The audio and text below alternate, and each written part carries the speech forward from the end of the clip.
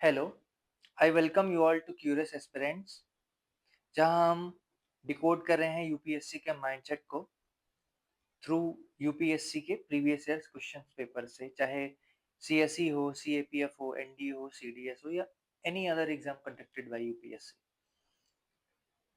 Now many of you must be thinking why this thematic PYQ series, जब market में already बहुत सारे marathon sessions और PYQs के लंबे लंबे वीडियोस चल रहे हैं सब्जेक्ट वाइज। सो मैं यहाँ पे एक अपनी बात कहना चाहूँगा कि मैराथन सेशन जो होते हैं वो बेनिफिशियल क्यों नहीं होते अनलेस एंड अनटिल आपने एक बार अपना स्टैटिक अच्छे से कवर नहीं किया है तो, है ना।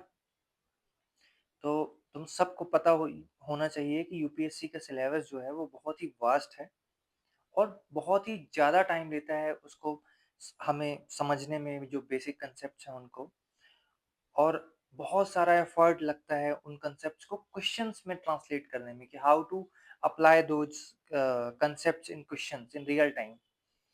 So how can you do all PYQs of UPSC in just one go?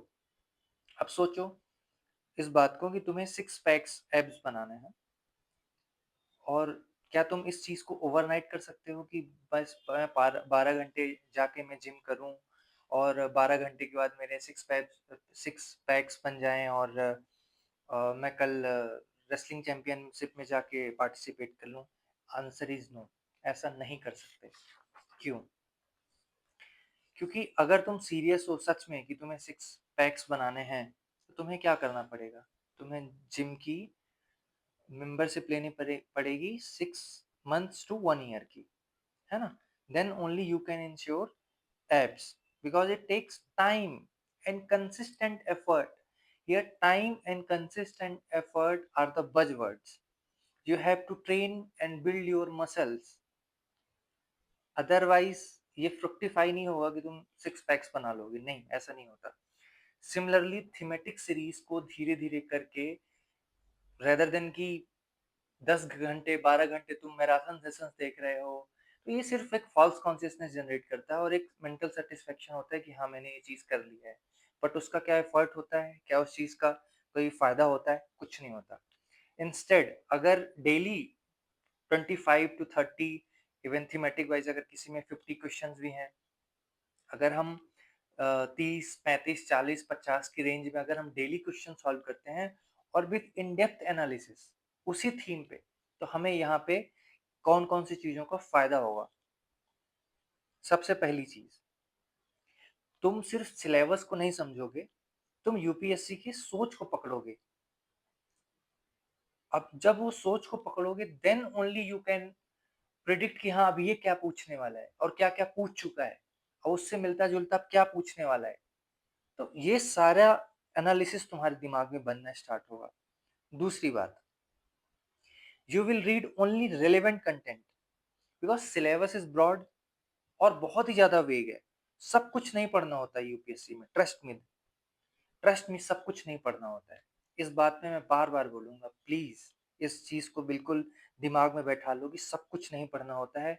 UPSC बहुत ही ब्रॉड और बहुत ही वेग है। So defining boundary of syllabus is highly highly highly important, है ना। तो ये दूसरी बात हुई। तीसरी बात ये है कि ट्रेंड तुम्हें समझ में आता है कि यूपीएससी में ट्रेंड क्या चल रहा है।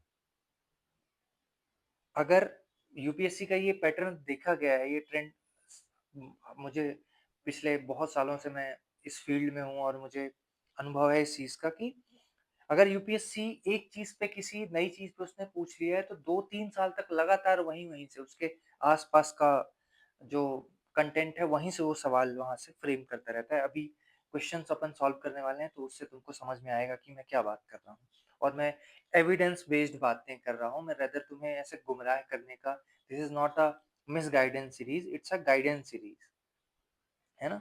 So you can identify emerging topics and declining topics, वो भी इंपॉर्टेंट है कि कहाँ से सवाल आने बंद हो गए हैं। क्योंकि जरूरी नहीं होता ना कि सिर्फ हमें अच्छा भी पता चले, रेदर देन कि कुछ चीजें अच्छी हैं या बुरी हैं, तो अगर हमें बुरी पता चल जाए तो कम से कम हम सॉर्ट आउट कर सकते हैं कि उसमें अच्छा क्या है। तो सेम सिमिलरली ट्रेंड से पता चलेगा कि कौन से टॉपिक इमर्जिंग है और कौन से टॉपिक्स डिक्लाइनिंग है, ठीक। एंड फोर्थ पॉइंट जो सबसे ज्यादा इम्पोर्टेंट है वो है यूपीएससी के लैंग्वेज। तुम कितने भी टेस्ट सॉल्व कर लो, कितने भी महंगी टेस्ट सीरीज लगा लो, कुछ भी कर लो, बट टेस्ट सीरीज यूपीएससी को compete नहीं कर सकते when it comes to language. जब तुम यूपीएससी को थीमेटिक क्वेश्चंस को सॉल्व करना स्टार्ट करोगे, देन यू विल रियलाइज कि यूपीएससी के ट्रैप्स क्या होते हैं, वो कैसी लैंग्वेज बनाता है और तुम्हें फंसाता है, स्पेशली पॉलिटी और इकोनॉमिक्स और इन सब सारे सब्जेक्ट्स में जो कंसेप्चुअल हैं और कोर सब्जेक्ट्स हैं। तो तुम्हें यहाँ पे समझ में आएगा कि तुम एक्चुअली में मिस्टेक क्या कर रहे हो, तुम कौन सी गलतियां कर रहे हो और बार बार गलतियां कर रहे हो। तो लैंग्वेज को, अगर लैंग्वेज पे मास्टरी कर ली तो यूपीएससी प्रीलिम्स निकालना कोई बहुत बड़ी बात नहीं। एंड देन फाइनल जो सबसे ज्यादा जो इलिमिनेशन, लॉजिकल रीजनिंग, लॉजिकल गेसिंग की जो लोग बातें करते हैं, तो यूपीएससी के अगर पीवाईक्यू सॉल्व करोगे तो ये तुम्हारा इंट्यूशन बिल्ड करेगा और इंस्टिंक्ट डेवलप होगा, और तुम सिर्फ देख के ही क्वेश्चन तुम्हें समझ में आएगा कि अच्छा इसका ऑप्शन मे बी ऐसा नहीं हो। तो वो mind, you have to build your brain muscle कि वो इंट्यूशन तुम्हारा आए वहां पे। तो ऐसे करके तुम 10 से 20 क्वेश्चन एक्स्ट्रा सॉल्व कर सकते हो जो तुम गलत करके आने वाले थे एग्जाम में।